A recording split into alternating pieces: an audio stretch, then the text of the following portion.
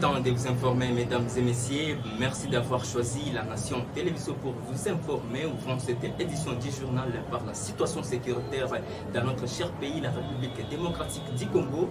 Les affrontements entre les forces armées de la République démocratique du Congo et les rebelles du M23 ont repris ce lundi 24 octobre aux alentours dans les territoires de Rutshuru, précisément à Bunagana. Selon les sources locales, l'armée congolaise a cherché à déloger le rebelle de la localité qui l'occupe depuis 3 mois.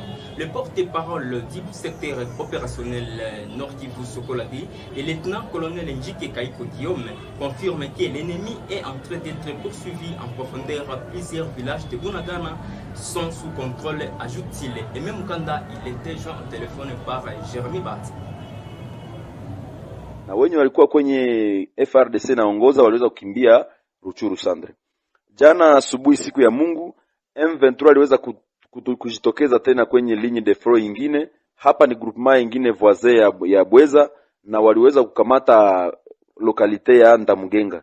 Ni kusema walikuwa hawako mbali na Ndamugenga, walikuwa tu wako karibu na Ndamugenga, karibu kilomita 1, lakini waliweza kukamata hiyo Ndamugenga. Ilikuwa ni 8h30 asubuhi, na FRDC iliweza kurepuse vile kupigana, lakini ilienea usiku. M23 ikaweza kukamata tena Ndamugenga. Mpaka sasa saa hizi tuko siku ya kwanza asubuhi. Ni kusema selo please resulta, watu walivunjika wengi sana, kwa sababu bombe zilizotupwa ziliweza kuvunja watu, kwa sababu wakimbizi wote waliokimbia Bweza wote walikuwa wako hapo Ndamugenga na Buhuri, na wakimbizi bombe ilikuwa inafika na angukia kwenye makembi ya wakimbizi, na wale wanakuwa ni wengi waliovunjika. Sasa ni kusema kwa sasa bilaya yenye iko exact kusema kuna watu fulani walikufa, watu fulani walivunjika, hatuyaweza kukusanya kwa sababu mapambano yanaendelea tu. Lakini ni kusema tunashukuru FRDC ambayo imeweza kubombarder quartier general ya M23 pa Runyoni na Chanzu, na vile tunawashukuru kwa kuonekana karibu na Bunagana 5 km. Ni kusema matumaini inaanza patikana. Wakiweza kupiga Bunagana, ni kusema musiku 2 wala 3 adui hatapata tena nafasi ya kupitisha mavifaa zake, maminisio na chakula na rasio, na vile kujipelekeza Uganda, kwa sababu tangu zamani tumestaki Uganda kusaidia wa rebel M23. Sio leo tu, na mpaka wanawaweka huko. Ni kusema tunaomba government yetu kukata uwasiliano wowote na Uganda na Rwanda. L'instabilité du taux d'échange s'observe en ville de Goma. Il y a de cela 2 semaines observées depuis ce 24 octobre 2022. Chacun définit les taux à sa manière, ce qui entraîne les pertes chez plusieurs commerçants, l'a dit Maman Emeran Sendiri Rakajabika dans l'interview nous a accordé. Celui-ci appelle le gouvernement à stabiliser les taux pour faciliter leurs activités commerciales. Suivez-la dans ses propos recueillis par Gloria Commissaire. Wapi eshanje natutia tabani kabisa, siwa vitu kidogo tunateseka na hii eshanje, hatuwezi kufanya desmene hii, tunateseka na eshanje, napanda bei kabisa, tunateseka maiko, hakuna ni kihombo tu, sasa tunaenda Langura vile ile tolulisha kwa hiyo ndio watakwambia kule ni kihombo tu, kisha tu ito kabisa, gouvernement yambi tu bashushe ito. Parlons éducation à présent. Le préfet de l'école Camille conscientise ses élèves à se donner à la lecture, car selon lui, cela est une source de connaissances et de développement. Plus de détails dans ce reportage de Jérémy Bat. La lecture des livres reste l'unique clé à nourrir l'esprit, mais aussi pour mieux apprendre. Cela sont les dires du préfet Kelvin Ouema Basseme du complexe scolaire Camille dans une interview nous accordée ce 21 octobre 2022. Cela après un constat fait par votre rédaction suite à la disparition du système de la lecture de livres Roma Bouquet dans plusieurs institutions, mais aussi par les élèves, étudiants et autres dans la ville de Goma et voire partout ailleurs. Ouema Kelvin Basseme pense que les enseignants doivent faire leur mieux possible pour amener les enfants, les étudiants et autres à avoir la culture de la lecture. Kelvin Basseme Ouema. Je ne saurais pas généraliser parce que chez nous, par exemple, même aujourd'hui, si vous passez, il y a des travaux qui cadrent avec l'exposé, des travaux qui cadrent avec des recherches, qui renvoient les apprenants dans les livres à chercher la documentation pour présenter un exposé impeccable et pour améliorer leur parler et leur écrit, comme je l'ai dit, et enrichir leur vocabulaire, enrichir leur langage, quoi, au travers le mot qu'ils vont tirer du livre, au travers la lecture. Bon, l'impact de la technologie sur l'éducation de l'enfant est visible, parce que actuellement vous allez voir que les téléphones, par exemple, posent un problème à l'école.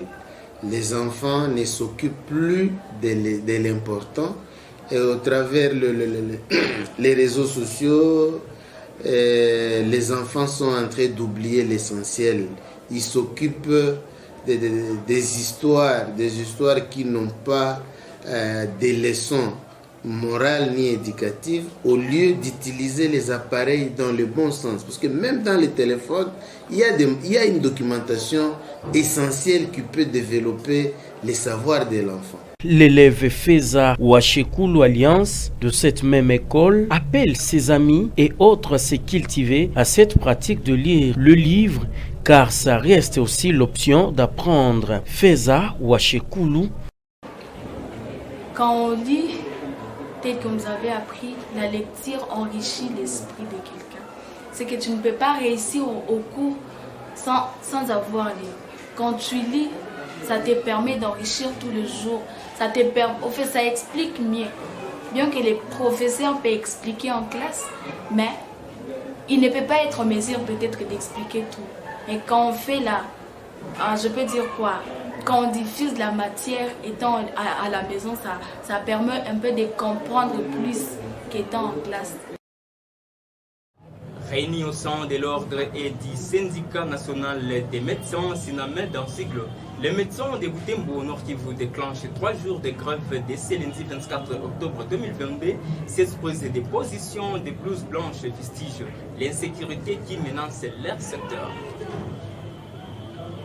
Direction site Kivu à Kamituga, c'est suite à la pluie qui s'est abattue ce 23 octobre 2022 que la route Quel Vert Essence a été endommagée en grande partie sur l'endroit communément appelé chez Iluba, à Kamituga dans la province du site Kivu. Plus de détails dans ces récits de votre rédaction. Actuellement, la route est complètement coupée. L'axe Quel Essence via ces tronçons n'est plus facile ni pour les engins, roulant moins encore pour les piétons. Cette érosion de plus de 10 mètres de profondeur est une menace non seulement pour cette route secondaire, mais aussi pour la route nationale numéro 2 si rien n'est fait d'ici là. L'érosion progressera jusqu'à atteindre la route nationale numéro 2 située à une dizaine de mètres. Le gouvernement devra faire diligence pour trouver une solution. Toujours au site Kivu, précisément dans le territoire de Mwenga, plusieurs salles de classe de l'école Mapalédé, partie imprimée ce 23 octobre à Lubuchoua dans le territoire de Mwenga, en province du site Kivu. Selon nos sources, aucun des biens matériels n'a été épargné et la cause de cet incident reste à vérifier. Plus de détails dans ces récits, encore une fois, de votre rédaction. C'est l'école primaire Mapalédé, une école conventionnée protestante du 40e CK qui vient de perdre ses 2 salles de classe dans ces incendies dont la cause demeure inconnue. Ce sont les classes de 2e et 3e construites en matériaux semi-durables qui sont parties en fumée, renchérissant nos sources qui craignent la perturbation des cours dans cette école. Les bonnes personnes de bonne volonté sont priées de venir en aide à tous ces enfants contre d'étudier sous le manguier. Et par cet élément de Lubuchoua que nous mettons un point final à cette grande édition du journal. Merci de l'avoir suivi. Mesdames et messieurs, prenez bien soin de vous car chaque jour est une vie.